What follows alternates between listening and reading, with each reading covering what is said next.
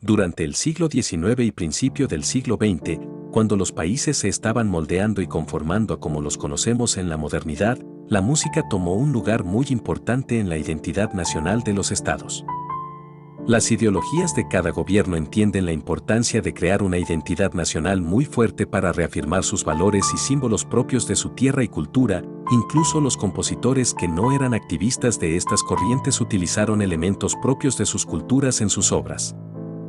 En los periodos barroco, clásico y romántico, los elementos que se utilizaban para la creación musical no se limitaban a su geografía, sino que eran formas y estilos internacionales.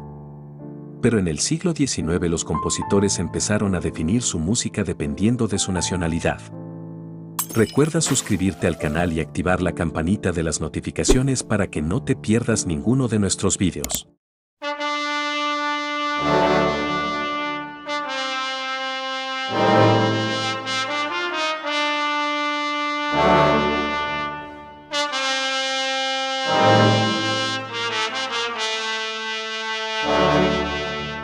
En la música, el nacionalismo se refiere al uso de materiales o temas que son reconocibles como nacionales o regionales. Por ejemplo, el uso directo de la música folclórica y el uso de melodías, ritmos y armonías inspirados por este tipo de música, también incluye el uso del folclore como base conceptual, estética e ideológica de obras programáticas u óperas. En la política del siglo XIX había pueblos que estaban unidos por una misma lengua, como lo eran los estados italianos o alemanes, y aquellos que estaban gobernados por otros y que buscaban su propia identidad, como por ejemplo Irlanda o Hungría. Junto con la literatura y la lengua, estos pueblos empezaron a expresar sus aspiraciones nacionalistas.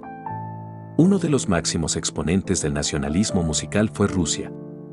Aunque era un imperio muy poderoso y vasto, la música europea había sido importada a Rusia y lo que era realmente ruso era su música folclórica, la cual no estaba incluida en la tradición de la Europa central.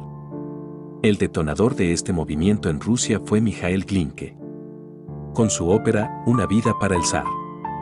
Tuvo un gran impacto ya que evocaba el trabajo de Rossini pero con las melodías del folclore ruso. Luego vino el grupo de los Cinco y llevó el nacionalismo a otro nivel con obras como Rusia, de Balakiriev, En las estepas de Asia de Central, de Borodín. Los otros miembros eran César Cui, Nikolai Rimski-Korsakov y Modest Mussorgsky, los cuales fueron grandes inspiraciones para Glazunov y Stravinsky. Por el otro lado de Europa, los checos no fueron tan radicales en su antioccidentalismo como los rusos. Sin embargo, querían pintar una línea bien definida en contra del imperio de los Habsburgo, que los habían dominado en Bohemia y habían suprimido el idioma checo y su cultura.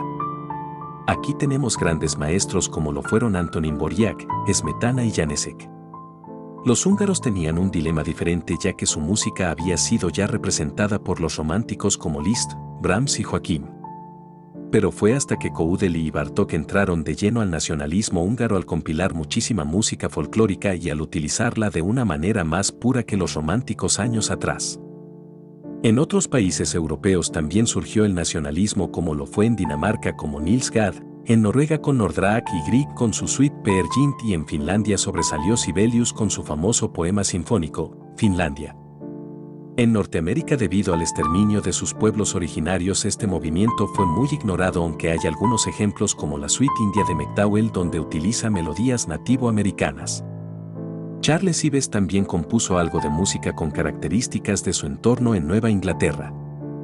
Aaron Copland, con su obra Primavera Apalache, utilizó elementos rústicos como la danza hoedown. En España, el resurgimiento de su música folclórica coincidió con la de Gran Bretaña a principio del siglo XX.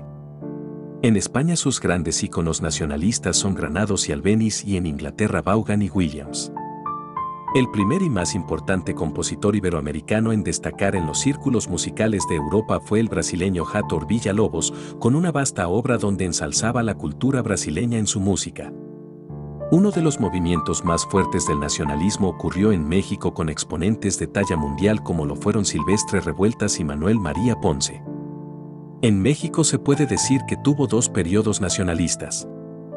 El primero en la segunda mitad del siglo XIX con compositores Tomás León, Julio Ituarte, Juventino Rosas, Ernesto Elordiu, Felipe Villanueva y Ricardo Castro. A este periodo se le conoce como nacionalismo romántico.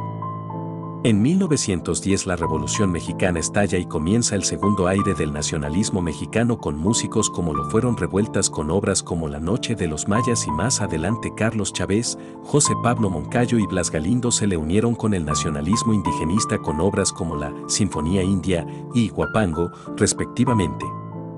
El arte a veces ha sido utilizado como una herramienta de cohesión social, propaganda política o religiosa, o de manipulación de masas. Sin embargo, el valor de estos movimientos es inmenso y vale la pena adentrarse en ella. Aparte del goce estético, nos hará entender muchas cuestiones históricas y geopolíticas de nuestros países. ¿Quieres ver más videos como este? Suscríbete a Artcore Channel y comparte con tus amigos.